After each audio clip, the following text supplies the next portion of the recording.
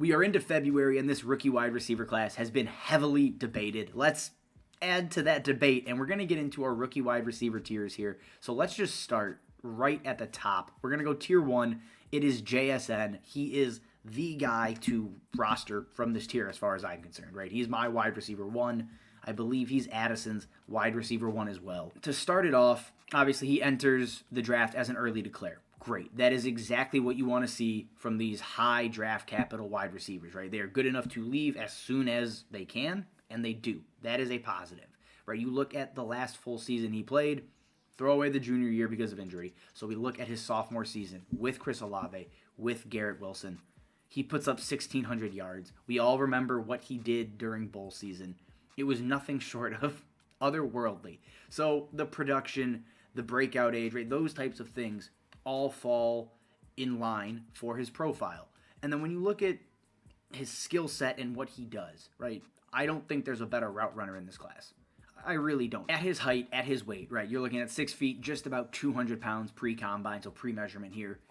And to carry the speed that he does in and out of breaks consistently, it's magical. Like, there's no other way to phrase it. It is just straight up fun to watch. And while he may not be a burner, right, a true superstar athlete, right, put that in the con column if you want.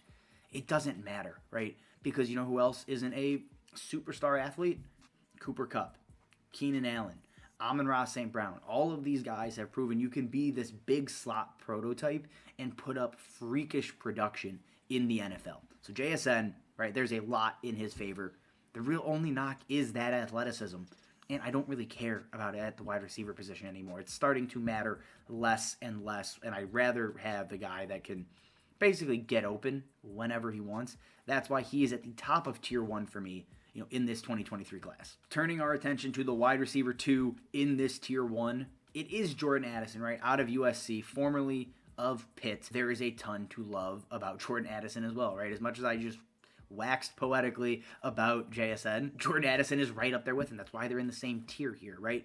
He carries that prototypical size of these kind of big slot guys, right? Just around 6 feet tall. Slight concern around weight. It's going to be, I think, important to see where he comes in at the combine, but it very well could be a Devonta Smith situation where it ends up not really mattering. Like, the BMI crowd overblows these things, right? Good players get drafted early.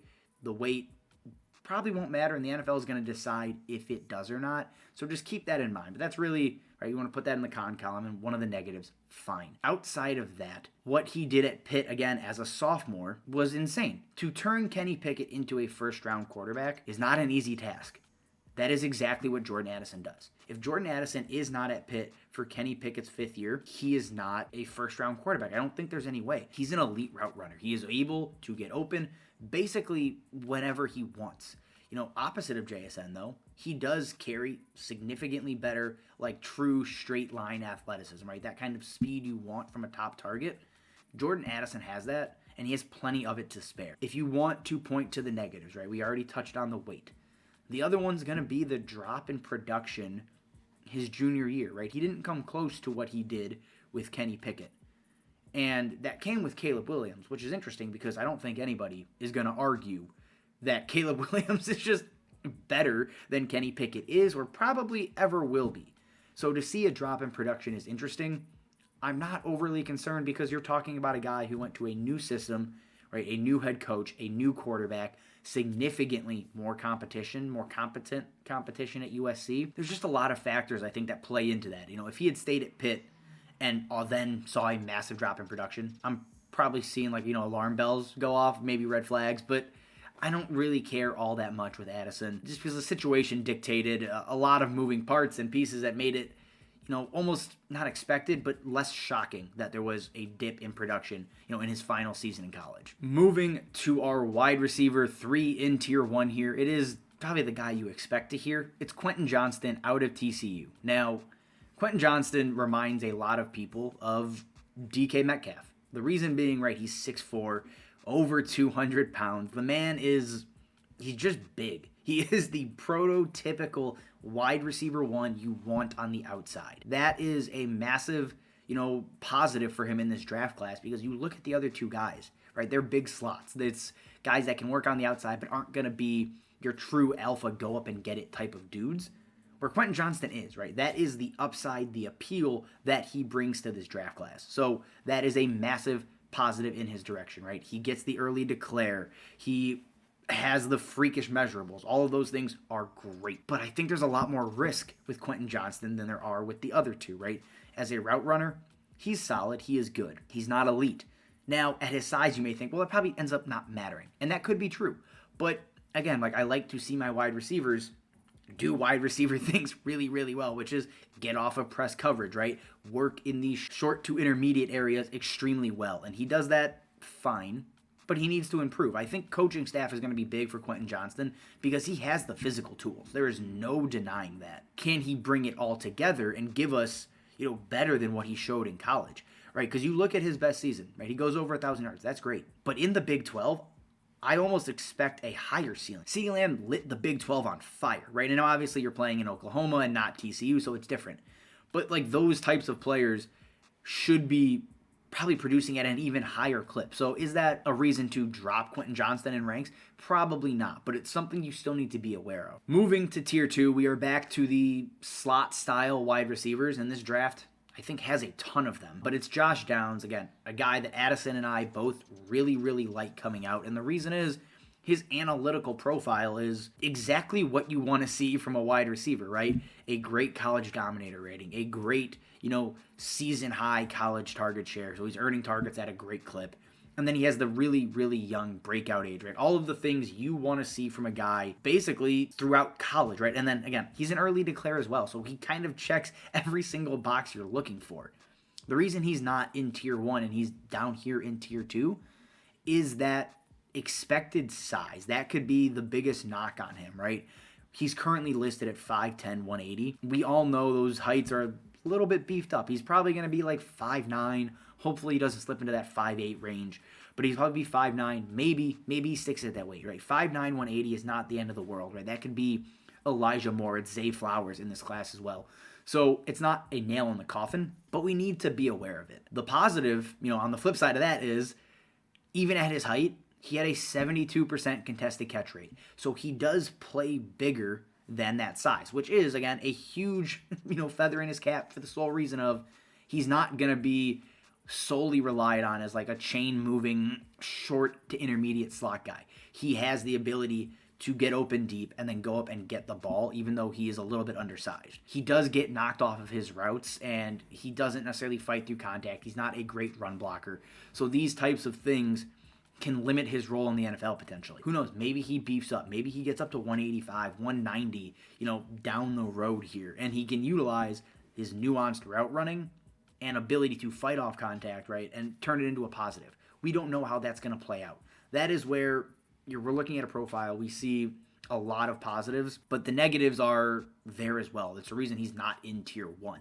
So keep in mind with Josh Downs, right? Analytically great, fantastic route runner. Size concerns are going to be very real for him at the next level. Our next player in Tier 2 is a guy that I thought was going to be firmly in Tier 1, potentially at the top of Tier 1 entering this season. That is Kayshon Boutte. And it's just he's had a very weird junior season, right? He comes out, he is still an early declare. At first he wasn't, then he was. But he just was healthy and had a very down year with a coaching change, a quarterback change, some attitude problems. There was a lot going on with Boutte this year. But when you get into the profile, it's still very obvious as to why a lot of us are extremely high on him and think, he could be as good as the wide receiver 2 or 3 in this class. Unlike JSN and Jordan Addison, he's an outside wide receiver, right? He doesn't spend a ton of time in the slot, although he can be used there because he has the quickness and the speed to take advantage, in short space. He is a top-tier athlete. There is no doubt in my mind. Could easily be like a Jamar Chase level athlete in the NFL, right? That type of breakaway long speed at the traditional size, that is in his range of outcomes. The big question mark here ends up being his junior year. What the hell happened? Like, what took him from a guaranteed, locked and loaded top 10 pick, it felt like, to a guy that's probably going to slip to the second, maybe end of the first if he's lucky? It's just a very weird situation, right? He was a healthy scratch. He wasn't going to play at all, and then he's active and underwhelming, and it's just he bounced around. But the raw talent, I still believe, is in there. Like, I don't look at him and think, lost project, flash in the pan, a la Bryan Edwards. That is not what I see. He's a guy that I think, 2-3 years from now, we could be looking and saying, we really overrated that junior season. If we had just looked at the first 2 years, it was clear how unbelievably talented Kayshon Boutte is. The last player in Tier 2 here is going to be Zay Flowers, the first non-early declare we have. So already, right, mark it off. That is a negative on his profile. But the thing is, Zay Flowers could have left last year. He could have been like Chris Olave, right? Where he probably should have left as a junior. He ends up coming back. I don't think, though, similar to Olave, I don't think Zay Flowers ends up hurting his draft stock. But people are just a little bit lower on him because he doesn't have that early declare tag. Make no mistake, though, right? He is a very, very good route runner. He is as good, if not better, than Josh Downs. And I think Addison has called him the discount Josh Downs because it's just people are a little bit less excited because he's not coming out as a junior. That is really the biggest knock against him, right? The size isn't overly concerning. He measured in at the Senior Bowl around 5'9", 180, came in over his list weight, which is always what you want to see for these smaller guys. He is great in space, right? He is elusive. He's electric. He's tough to bring down. So he'll end up being, very similar to Josh Downs. Potentially a chain mover that has the ability to work down the field. Now, he doesn't carry the contested catch ability and plays smaller than his size, which, again, could be a negative.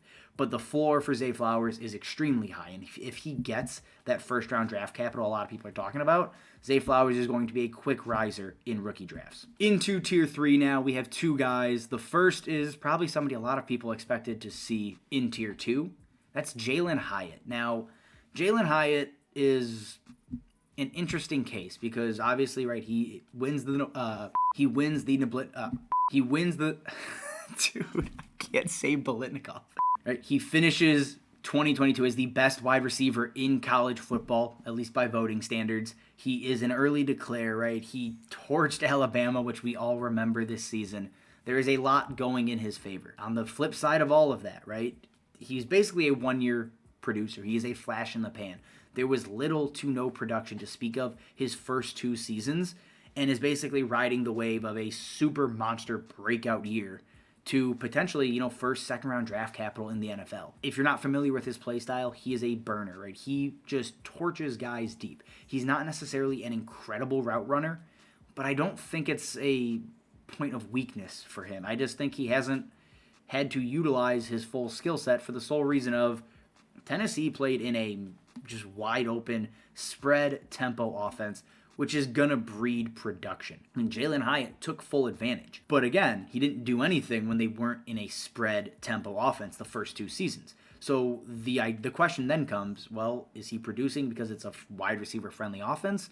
Or did he actually develop that much between year 2 and year 3?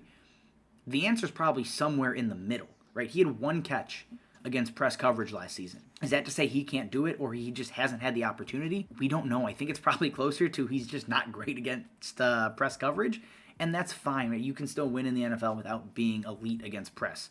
But it's going to be a massive transition for Jalin Hyatt, and that's the reason I'm just not overly excited or super high on him. Right? He has a ton to learn, a ton to grow as a wide receiver. Coaching staff's going to be very important. A team committed to him is going to be very important. The constant comp of Henry Ruggs or John Ross, like those guys might have been better prospects than Jalin Hyatt if we're being perfectly honest. So I'm not necessarily high on Jalin Hyatt, but I'm not 100% on it. I'm starting to work my way into being a little bit more excited about Jalin Hyatt. On to our final player in Tier 3. It is going to be Xavier Hutchinson out of Iowa State. Now, Xavier Hutchinson is basically the exact opposite of Jalin Hyatt, right? He is not a early declare. He's coming out as a senior. He has multiple years of just being a very, very productive wide receiver. He is an extremely polished route runner. He's not an elite route runner, but he runs with tempo and pace and nuance. And those are the things that, gave him 100+ receptions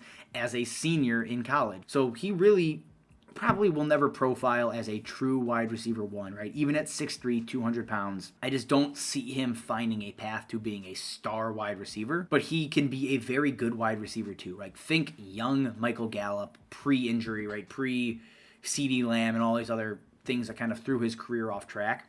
That is very much in his range of outcomes. If he gets day 2 draft capital, which I don't know if it's a guarantee, but I really, really hope it is, Xavier Hutchinson is going to be a fun draft pick, like in the middle to back of the second round of your rookie drafts. That is where he's going to slot in, and I think he's a great pick in that range. On to tier 4, kind of the last tier, I think, of like true relevant wide receivers. We'll start up at the top. We have Rashee Rice out of SMU.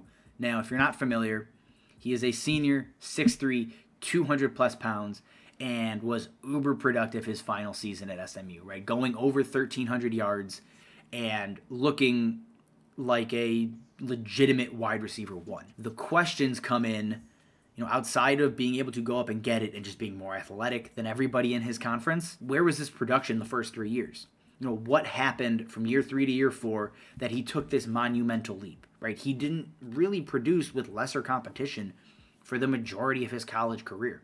That is not something I get super excited about, right? He is a toolsy developmental player. He's not a great route runner. He can run, but he just hasn't had to do that at the competition level. Like, he's not asked to do a ton in that SMU offense because they know they can just toss a ball up and he's going to moss the crap out of a bunch of lesser talented, cornerbacks. So he was able to do that extremely, extremely well his senior year. But there's still a ton of questions. But right, if you've watched this whole video, at this point, the guys ahead of him, there's really not a ton of true traditional wide receiver 1s in this draft class, which is where he finds himself in a very good spot. Teams that are looking for a more prototypical height, weight wide receiver, he fits that bill. Now again, coaching staff, landing spot is very important at this point in your rookie draft. So if he lands in a good spot where he has a chance to make a dent in the offense year 1, he becomes a fun sleeper, but I'm not treating him as anything else. The next on our list, it is Cedric Tillman, the wide receiver that was opposite Jalin Hyatt. Now, Cedric Tillman, right, 6'3", 215 pounds, a big body, go up and get it guy. The opposite of a lot of the other guys we've talked about at this point. The positives going in his favor, right? Again, size, already hit on it. He produced in his senior season, or I guess his redshirt junior year, his 4th year in college, when Jalin Hyatt was not able to do that, right? So he was a little bit more productive in a more traditional style offense. That goes in his favor. When they went to this spread offense, it doesn't really benefit guys like Cedric Tillman that aren't necessarily like world-class athletes. He's not a bad athlete, but when you have somebody like Jalin Hyatt who's just a better wide receiver, Tillman's not going to get his. So he really didn't. He ends up coming out now as a 5th-year senior on a lackluster season. Things are tough for Cedric Tillman right now. Like, I want to be excited about him, but he doesn't bring a ton after the catch. He's not a nuanced or good route runner. It's similar to Rashee Rice, minus the production with an extra year in college. It's just big-bodied guys are tough to come around or tough to find. If he develops, maybe he finds his way into like a good wide receiver 2 role, a la Chase Claypool, but that feels like the absolute ceiling for Cedric Tillman. Moving to our second to last guy here, it is Marvin Mims out of Oklahoma, coming out listed at 5'11", 177. It's nothing special, nothing unique. That's fine. You have the early declare tag. That is what you want to see. Marvin Mims is a field stretcher. The man can burn. He has speed for days. There's really not much to dislike there, right? If you can get him the ball in space or get it deep, he is very, very good after the catch. The downside, he's just not a guy that commands a lot of targets. He's just never going to be a volume hog at the next level. He feels gadgety, which is a bummer because, again, like guys with speed and yak ability are tough to come by. It just doesn't feel as if he ever fully developed what a lot of people thought he would do right after his first 2 seasons at Oklahoma. It just has not come along. He's coming out. I think it's an interesting choice. He's most likely a day 3 wide receiver and profiles best as like a wide receiver 2, wide receiver 3 at the next level. Maybe he lands in a spot where it's a team in transition and he could be the one for a year or 2. That feels best case scenario. But Marvin Mims, there's not a ton to love here.